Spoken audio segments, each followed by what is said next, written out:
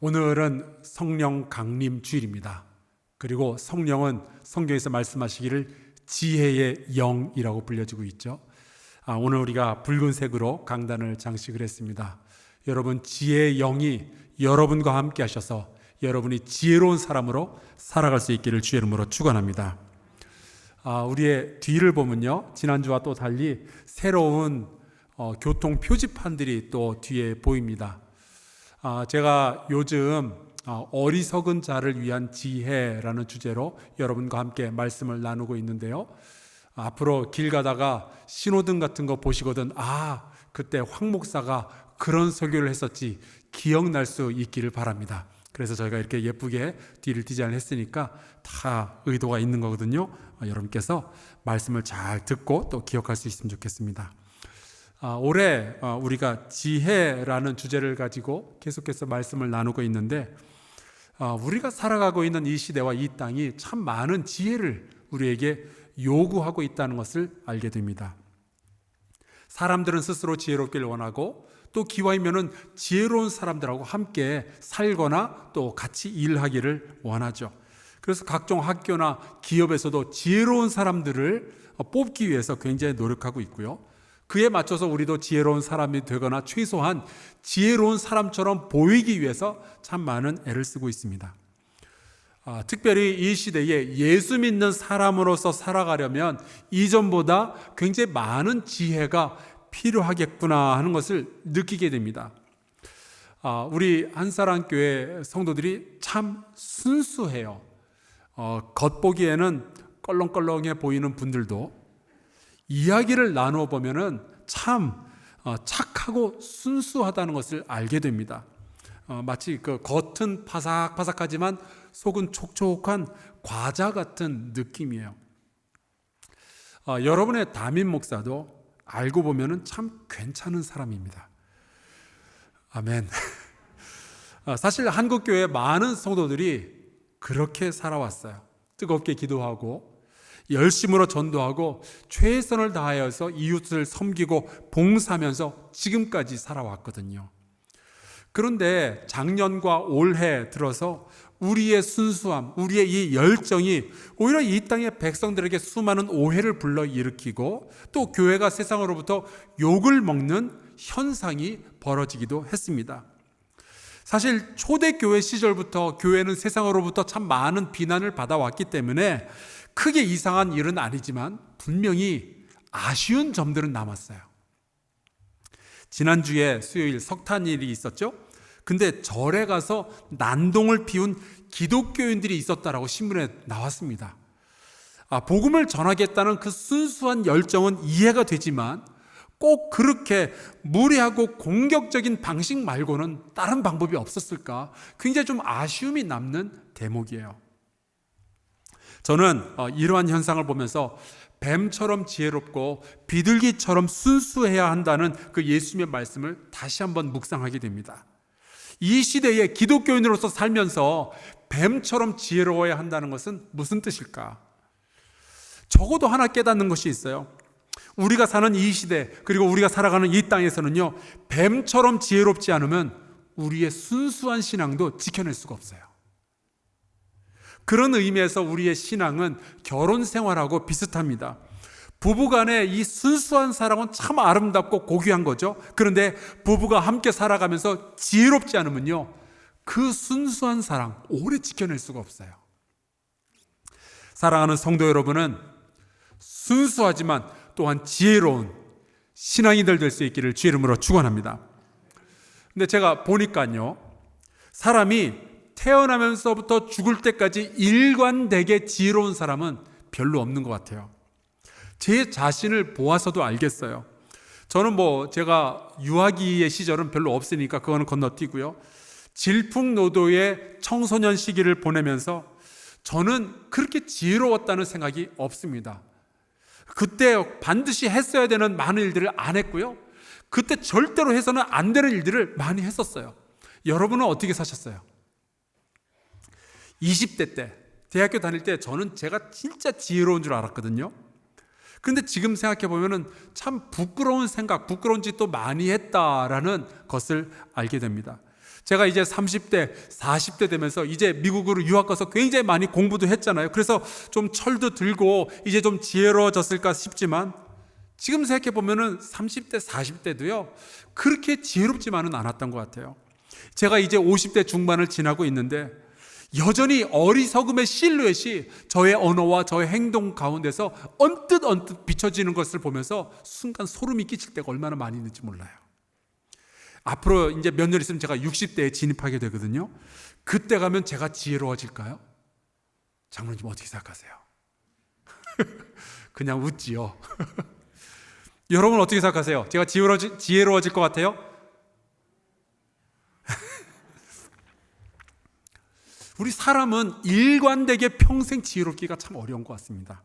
뿐만 아니라 사람은 지혜로운 영역이 있고요, 그런데 어리석은 영역이 또 함께 존재하고 있어요. 제가 미국에서 가르치던 그 미국인 대학원생 하나는요, 정말 엄청나게 지혜로운 사람이었습니다. 대화를 한번 나눠보면은 그렇게 지식이 풍부하고 그렇게 말마다 위트가 있고 또 엄청나게 그 창조적인 사람이었어요. 정말 굉장히 지혜로운 사람이죠. 그런데 그 사람 몸무게가 200kg이 넘었어요.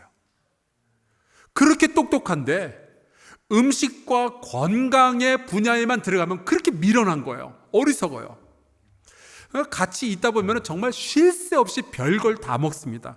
또 제 수업에 들어와서도 매 시간마다 1리터짜리 컵을 딱 놓고 계속 빨대로 그걸 마셔요. 저는 처음에 그게 물인 줄 알았거든요. 알고 봤더니 콜라더라고요.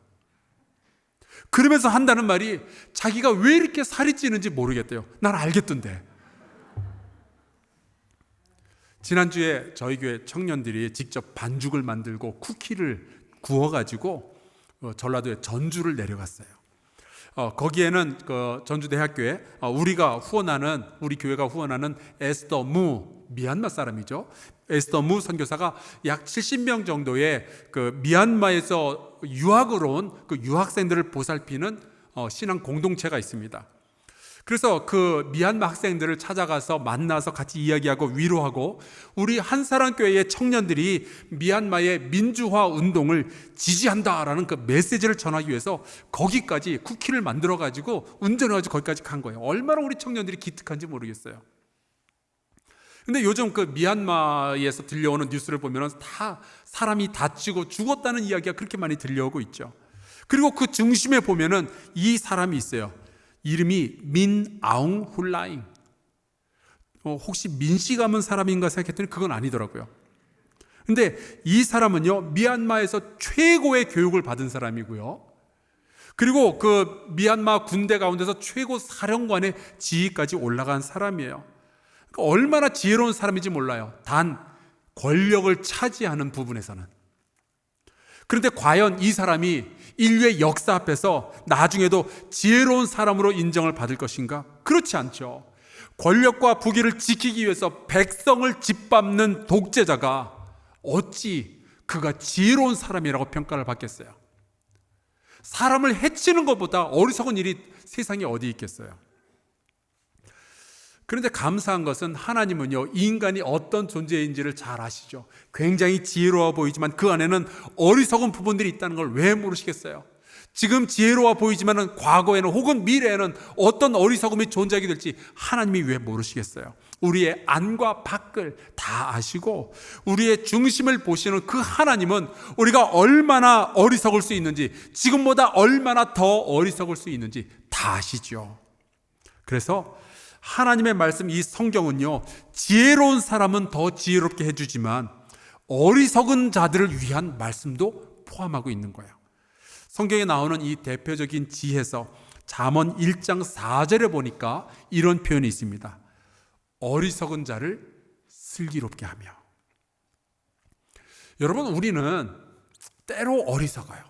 어리석은 시절이 있고 어리석은 생각, 어리석은 판단할 때가 있어요.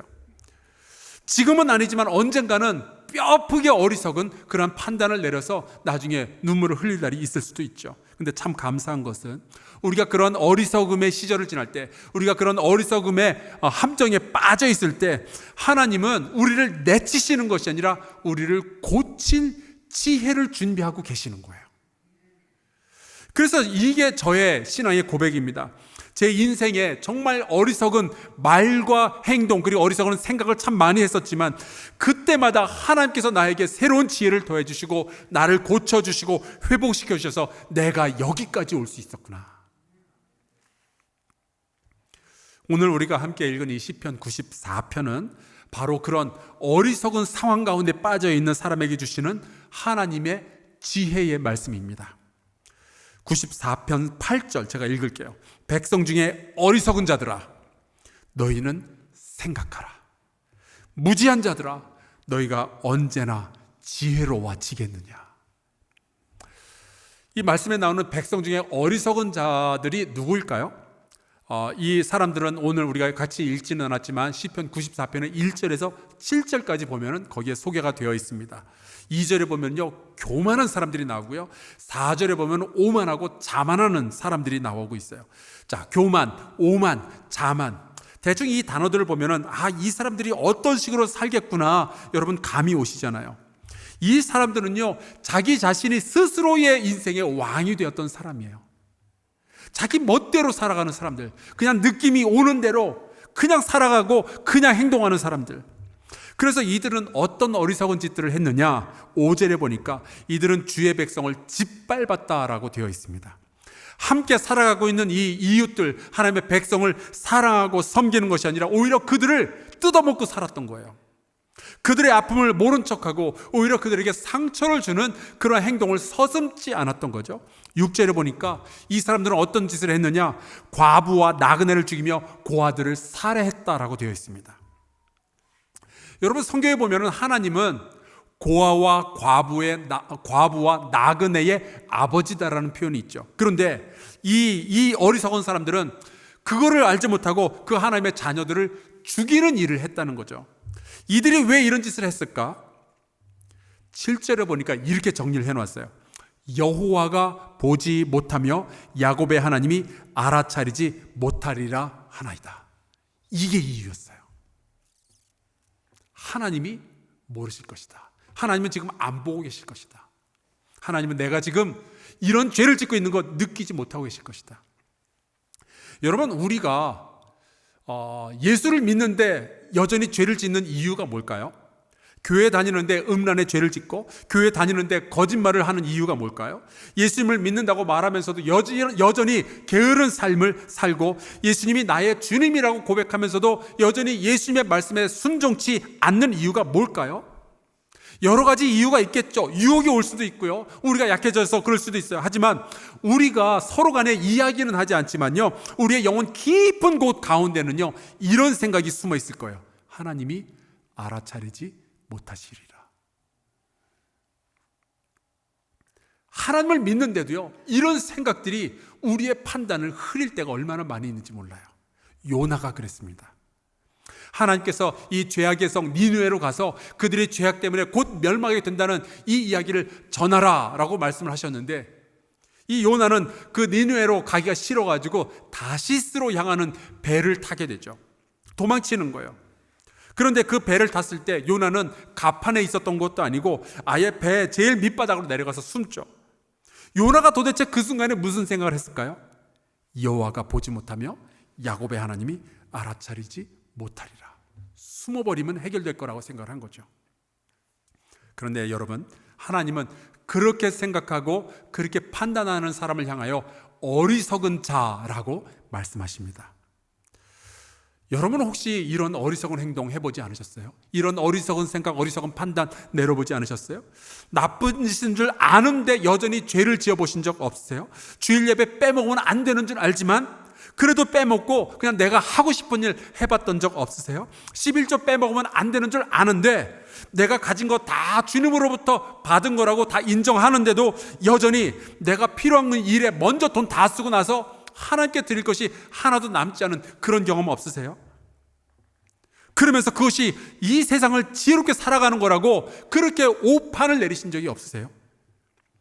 오히려 비가 오나 눈이 오나 새벽기도에 참여하고 주일 성수하고 재정이 간당간당한데도 11조 드리고 감사헌금하고 건축헌금하는 사람이 그렇게 미련하게 신앙생활 하냐고 생각해 보신 적 없으십니까? 이렇게까지 신앙생활 할 필요 없다고 생각해 보신 적 없으세요? 왜 우리가 그런 생각을 할까요? 여호와가 보지 못하며 야곱의 하나님이 알아차리지 못하리라. 내 영혼 깊은 데서는요, 그런 생각이 꿈틀거리고 있는 거예요. 근데 여러분, 하나님이 말씀하십니다. 그가 어리석은 인생이다. 자, 그러면 그 어리석음을 어떻게 고치면 될까요? 오늘 우리가 같이 읽은 이 94편은 그런 어리석은 판단을 내렸던, 어리석은 인생을 살았던 자에게 주시는 회복의 지혜의 말씀인데요, 그것이 바로 8절에 나오는 생각하라 라는 말씀입니다. 하나님은 이렇게 말씀하세요. 그 어리석음 당장 멈춰라, 그렇게 말씀하시는 것이 아니라 그 어리석음의 근원을 고칠 방법이 있는데 생각하라 라고 말씀하십니다. 여러분, 혹시 살다가 나 이거 혹시 지금 어리석은 판단 내리고 있는 거 아니야? 어리석은 생각하고 있는 거 아니야? 어리석게 살고 있는 거 아니야? 이런 느낌이 혹시라도 드시거든 오늘 말씀을 좀 주목해 보셨으면 좋겠어요. 이 생각이라는 단어가 히브리어로 비누라고 읽습니다. 우리말 비누랑 발음이 똑같아요. 그래서 여러분이 하루에 손을 몇 번 씻으시는지 모르겠지만 비누로 손을 씻을 때마다 생각하라. 이걸 좀 기억하셨으면 좋겠어요. 이 생각하라라는 비누라는 단어는요, 좀 앉아서 깊이 곰곰이 천천히 생각을 해보라는 뜻이에요. 근데 여러분, 뭘 생각하면 좋을까요? 이 세상에 생각할 거 투성이잖아요. 아침부터 저녁까지 돈 생각해야죠, 자녀들 교육 생각해야죠, 회사에서 일 생각해야죠. 생각할 게 한두 가지가 아닌데 도대체 우리 보고 뭘 생각하라고 하시는 건가? 오늘 말씀 9절에 보니까 이렇게 기록하고 있어요. 귀를 지으신 이가 듣지 아니하시랴, 눈을 만드신 이가 보지 아니하시랴. 제가 몇 년 전에 이 책을 사서 읽게 되었습니다. 제목이 재밌어요. 생각에 관한 생각. 예전에 유시민 씨가 역사의 역사라는 책을 썼는데 아주 비슷하게 재밌는 제목이에요. 그 데니얼 커너먼이라는 심리학자가 쓴 책인데요, 유대인 학자고, 근데 이 사람이 참 독특해요.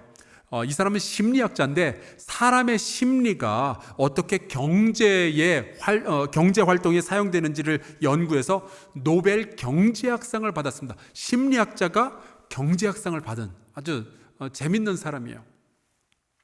사실은 제가 이 책에 큰 기대 없이 그냥 제목이 재밌어가지고 샀는데 읽다 보니까 이게 우리의 생각이 이런 식으로 움직이는 거구나. 왜 사람이 물건을 사겠다라고 판단하는지, 왜 대기업의 오너들이 이런 판단을 내리는지 그것을 제가 조금 배우게 되었어요. 이 안에 여러 가지 실험이 소개가 되어 있고 또 여러 가지 질문이 있는데 제가 여러분에게 문제를 하나 내겠습니다. 여러분도 한번 좀 맞춰보시면 좋겠어요. 자, 문제 나갑니다. 방망이와 공을 합친 가격은 1달러 10센트이다. 방망이의 가격은 공의 가격보다 1달러 비싸다. 그렇다면 공의 가격은 얼마인가? 5, 4, 3, 2, 1. 여러분, 답이 뭘 것 같아요? 혹시 저처럼 10센트다라고 생각하신 분 손 들어보세요. 계시는구나. 좀 계시네요. 예.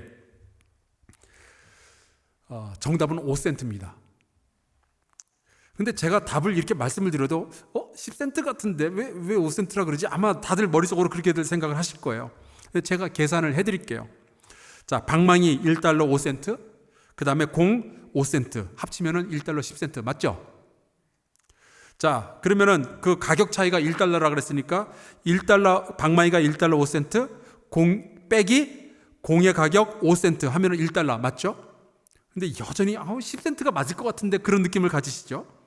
자, 여러분, 제가 증명을 해드릴게요. 만약에 공이 10센트고 방망이가 그거보다 1달러가 비싸다 그러면 1달러 10센트죠. 맞죠?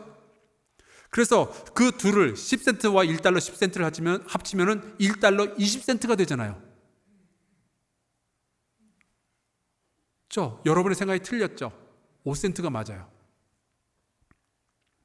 우리는 조금만 생각해 보면 알 수 있는 답인데 굉장히 빠르게 생각하고 순식간에 해답을 내놓습니다. 근데 사실 그게 우리 인간의 본성이래요. 생각하기 귀찮아하는 거죠. 그냥 내 경험, 내 직관, 내 느낌 이거 가지고 빠르게 판단을 내리고 그리고 지나가는 거예요.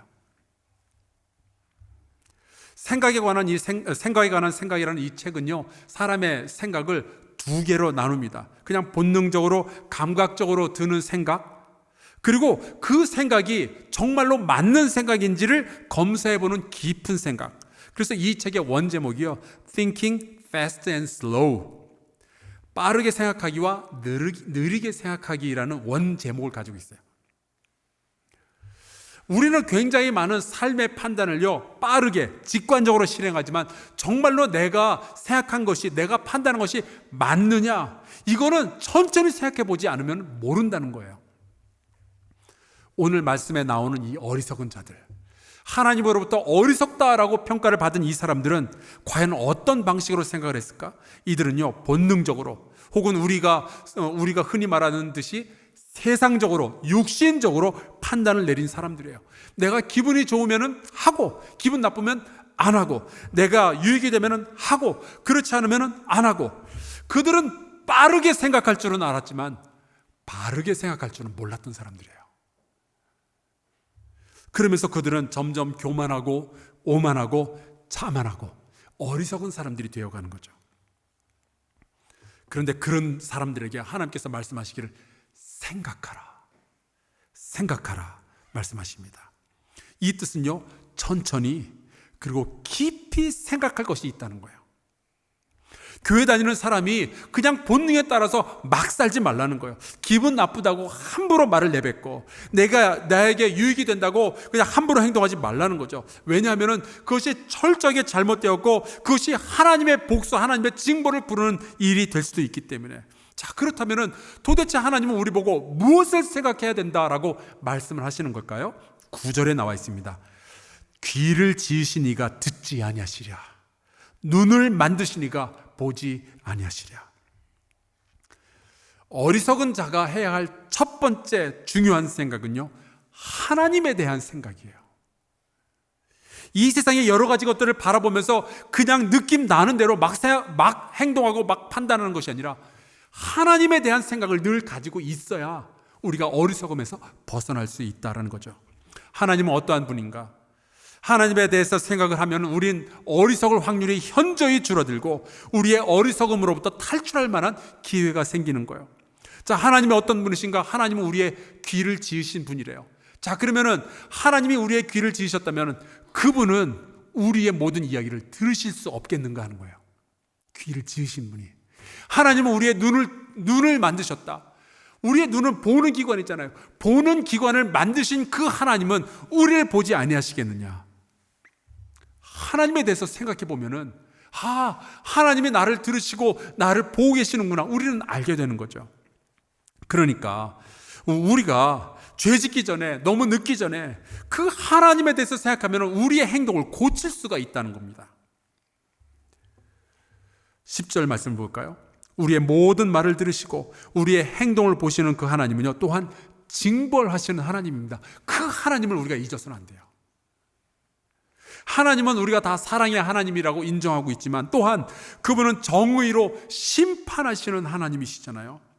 지금 내가 당장 벌받지 아니하였다고 해서 영원히 내가 이런 식으로 살도 아무런 벌도 받지 않을 거라고 생각하는 것이 얼마나 어리석은 짓이냐 말이죠. 그러니 하나님의 말씀을 거역하기 전에, 하나님 앞에서 죄짓기 전에, 내 본능을 따라서 그냥 세상의 판단을 따라서 움직이기 전에 하나님이 어떤 분이신지 좀 생각을 해봐야 한다라는 말씀입니다. 또 하나님에 대해서 곰곰이 이런 생각을 해봐야 돼요. 자, 그분은 우리의 머릿속 생각을 알고 계실까요? 여러분 어떻게 생각하세요? 아시죠? 말씀에 나오지는 않지만 그분이 우리의 뇌를 지으셨잖아요. 뇌를 지으신 분이 우리의 머릿속 생각을 모르시겠어요? 11절에 보면 이렇게 말씀합니다. 여호와께서는 사람의 생각이 허무함을 아시느니라. 하나님은요, 우리가 무슨 생각을 하면서 살아가고 있는지 알고 계셔요. 우리가 교만한지 우리가 자만한지 다 알고 계셔요. 우리가 본능적이고 세상적으로 생각하고 살아가는 것이 나중에 얼마나 허무한 결과를 낳게 되는지 하나님은 이미 다 알고 계십니다. 그런데 그런 하나님을 생각하지 않으니까 자꾸만 내가 내 생각 가지고, 내 경험 가지고, 내 판단해 가지고 내 마음대로 살아가겠다고 하는 것이 하나님 보시기에 얼마나 어리석어 보이겠느냐 하는 거죠. 예수님께서 중풍병자를 고쳐주시면서 그에게 이렇게 말씀하셔요. 소자야, 내 죄의 사함을 받았느니라. 그랬더니 그 이야기를 듣고 있던 서기관들이 마음속으로 이렇게 생각하기 시작해요. 아니, 이 예수가 신성모독의 죄를 범하였구나. 그런데 그때 예수님께서 이런 말씀을 하시죠. 마태복음 9장 4절, 예수께서 그 생각을 아시고 이르시되 너희가 어찌하여 마음에 악한 생각을 하느냐. 여러분, 주님은 우리의 마음을 아셔요. 다 보셔요. 우리의 중심을 보시고 우리의 마음의 생각을 감찰하시는 분이십니다. 그것을 생각하지 않고 살아가는 인생은 어리석은 인생이라는 거죠. 그 사실을 생각하고 산다면 우리는 지혜로운 판단을 내릴 수가 있는 거예요. 하나님에 대해서 생각해야 되는 거예요. 이것을 우리가 쉽게 줄여서 묵상이라고 부릅니다. 하나님의 능력에 대해서, 그리고 하나님의 성품에 대해서, 그분의 정의, 공의, 그분의 사랑, 그분의 기다리심, 하나님의 본질에 대해서 우리가 깊이 생각하는 것, 그것을 우리가 하나님을 묵상한다, 하나님을 생각한다라고 표현을 해요. 여러분, 그 하나님은요, 온 우주일지라도 다 담을 수 없이 크신 분이기 때문에 우리가 조금만 생각하면 알아볼 수 있는 그런 분이 아니시죠. 그래서 우리는 평생 동안 그 하나님을 생각하며 그 하나님을 묵상하면서 살아가야 되는 거예요. 그래서 사도 바울은 골로새서 3장에 이렇게 권면을 합니다. 위의 것을 생각하고 땅의 것을 생각하지 마라. 본능대로 살 것이 아니라 하늘에 계신 너희 하나님을 기억하고 그분을 묵상하며 그분을 생각하며 살아라. 부부 관계 가운데서도 그냥 마음이 끌리는 대로만 생각할 것이 아니라 하나님을 좀 먼저 생각해야 된다. 부모와 자녀의 관계 속에서도 하나님을 먼저 기억해야 된다. 하나님을 알지 못하니까 하나님의 백성을 짓밟기도 하고, 하나님을 알지 못하니까 하나님을 생각하지 않아야 하니까 고아와 과부와 나그네를 죽이기까지 했던 거잖아요. 그러나 우리가 그 하나님을 자꾸만 생각하게 되면은 우리가 유대인이나 헬라인이나 남자나 여자나 그들은 다 하나라는 것을 우리가 알게 되는 거죠. 우리의 판단, 우리의 생각이 거기서부터 달라지는 거예요. 그런 말이 있어요. 우리는 누군가의 생각을 막을 수는 없지만 누군가의 생각을 시작하게 할 수는 있다. 생각해보니까 그 말이 맞는 것 같아요. 일단 우리가 어디 한 군데 꽂히면요, 그 생각을 막기가 굉장히 힘들어져요. 염려도 한번 시작하면요, 그 염려를 멈추기가 굉장히 어렵고요. 우리가 돈 생각, 자녀 생각 이런 거 하다 보면은 이거 잠을 못 자요. 왜? 그 생각을 멈출 수가 없기 때문에. 그래서 옛날에 그런 말이 있었잖아요. 생각하면 생각할수록 생각나는 것이 생각이니까 생각을 아예 하지 않겠다고 생각하는 것이 좋은 생각이라고 나는 생각한다. 들어보셨죠? 생각을 멈춘다는 거, 이거 쉽지 않습니다. 어려워요. 하지만 적어도 우리는 새로운 생각을 시작할 수는 있어요.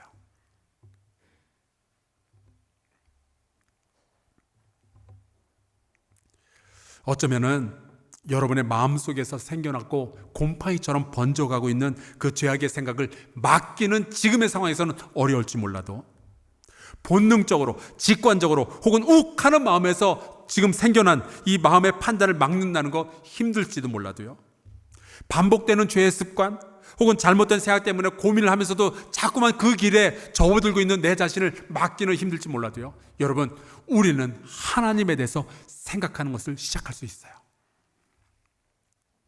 오늘 성경은 우리에게 말합니다. 하나님을 생각하라. 더 늦기 전에, 우리가 더 어리석은 판단을 내리기 전에, 하나님의 복수가, 징벌이 우리에게 임하기 전에 하나님에 대해서 묵상할 수 있기를 주의 이름으로 축원합니다. 하나님, 그분이 어떤 분인지, 그분의 성품을 우리가 계속 묵상할 수 있어야 돼요. 자, 그래서 이 어리석은 판단을 내려왔던 이 사람이 어느 날 하나님에 대해서 생각하기 시작한다면 어떠한 유익이 있을까요? 오늘 말씀 12절에 이렇게 되어 있어요. 여호와여, 주로부터 징벌을 받으며 주의 법으로 교훈하심을 받는 자가 복이 있나니. 주의 징벌을 왜 받아요? 어리석었기 때문에요. 주의 법으로 교훈하심을 받는 자, 하나님을 생각하니까 깨닫는 것들이 있는 그 사람이 어떤 사람이냐? 복 있는 사람이라는 거예요. 하나님은 우리가 죄 지을 때, 우리가 어리석은 판단을 낼 때 그냥 우리를 내치시고 우리를 버리시는 것이 아니라 징벌을 주기도 하고 때로는 교훈을 주기도 해서 복 받는 자를 만들기를 원하시는 우리의 아버지 되심을 믿습니다. 그분에 대해서 생각해 보면은 우리는 내가 돌아갈 분이 있구나, 내가 돌아갈 집이 있구나, 이것을 알게 되는 거죠. 오늘 하나님께서 시편 94편의 말씀을 통하여 여러분 모두를 초대합니다. 하나님을 생각하라. 여러분, 이게 우리의 어리석음을 고치는 어쩌면 유일한 길일 수도 있어요. 여러분, 세상에 대한 이 생각을 떨쳐버리기가 너무 어렵다면 하나님에 대한 생각을 시작할 수 있기를 주의 이름으로 축원합니다. 만약에 하나님에 대한 생각을 혼자서 하기가 너무 어렵다면 여러분, 우리가 정말 묵상일생이라는 너무 좋은 도구를 만들어 놓았잖아요.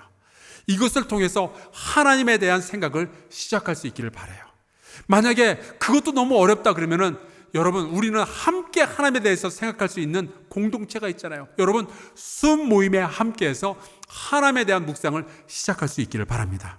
거기에 가서 보면요, 이야기를 나누다 보면 같이 생각할 수밖에 없어요. 천천히, 그리고 깊이 그 하나님에 대해서 생각하고 그 하나님에 대한 생각이 나의 생각, 나의 판단, 나의 경험을 조정하는 아름다운 결과가 있기를 바랍니다. 우리가 하나님에 대해서 생각하고요, 그분의 성품, 그분의 능력, 그리고 그분의 비전을 더 잘 알면 알수록, 그분에 대해서 우리가 더 잘 이해하면 이해할수록 우리는 어리석음을 벗어나서 복 받는 인생이 될 줄로 믿습니다. 우리 같이 찬송하고 기도했으면 좋겠어요. 찬송가 278장인데 가사의 내용이 이래요. 우리가 여러 해 동안 주님을 떠나 있었지만, 또 우리가 죄악에 죽을 인생이었지만, 미련한 우리의 인생은 주의 공로를 모르지만 우리가 주님을 생각하며 주님 앞으로 나아간다면 그분이 우리와 함께 해주시며 우리를 복된 자로 만들어 주실 것입니다 라는 고백이에요. 여러분, 이 고백 찬양으로 함께 드리고 또 같이 기도하도록 하겠습니다.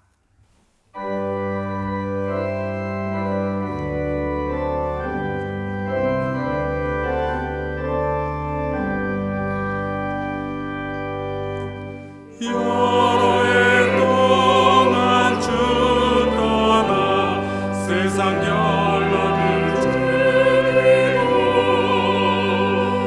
자유낙한 죄에 빠져서 주 은혜를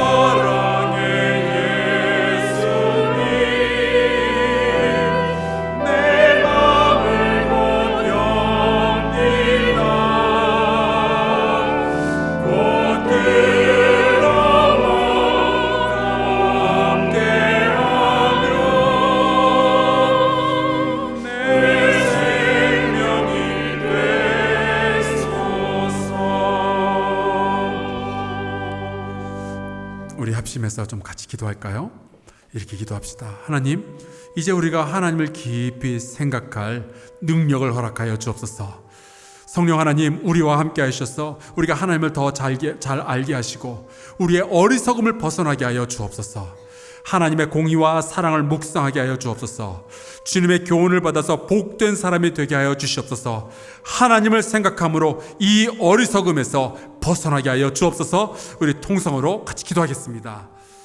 여호와 하나님 아버지, 주님 앞에 간절히 구합니다. 네 하나님, 도와주시옵소서. 우리가 미련한 인생을 살아왔습니다.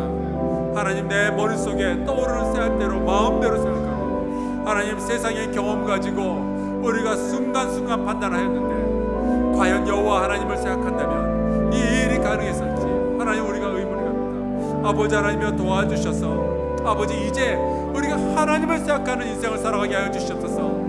하나님의 성품, 하나님의 영광, 하나님의 능력, 그리고 그 하나님의 꿈을 우리가 생각하며 살아갈 수 있도록 돌보아 주시옵소서. 하나님의 사랑이 어떠한지 우리에게 깨닫게 하여 주시옵소서.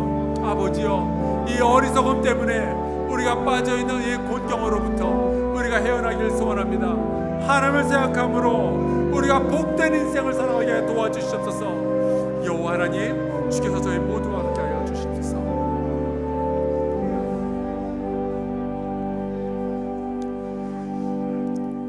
하나님 아버지, 감사합니다.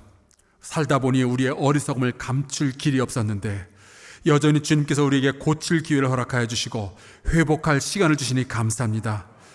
오늘부터 우리가 하나님에 대해서 더 깊이 생각하기를 원합니다.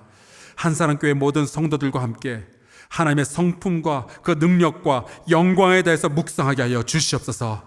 우리의 나눔을 통하여서 인생의 어리석음을 감추고 대신 하나님의 나라를 세워가게 하여 주시옵소서.